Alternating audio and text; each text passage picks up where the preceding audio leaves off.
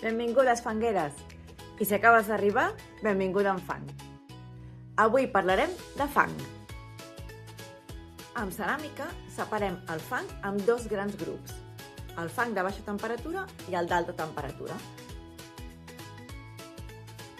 Els fangs de baixa temperatura són aquells que la seva franja de cocció és dels 850 als 1050-1100 graus.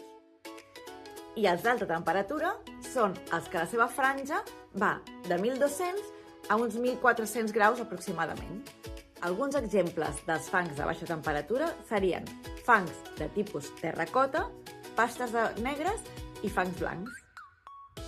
I a alta temperatura trobaríem tot el que són gresos, porcelanes i refractaris.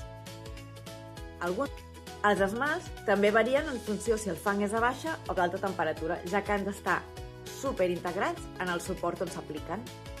Els proveïdors de venda de productes ceràmics tenen un gran ventall de fangs en els seus catàlegs. Si esteu interessats en algun concret, és important que aneu a botigues especialitzades i us assessoreu sobre quina és la funcionalitat, la temperatura idònia de cocció i els coeficients de reducció de cada fang. A continuació, us deixem els enllaços de diferents botigues especialitzades on podreu consultar tots els tipus de fangs. Nosaltres ens despedim fins al proper vídeo. Salut i ceràmica!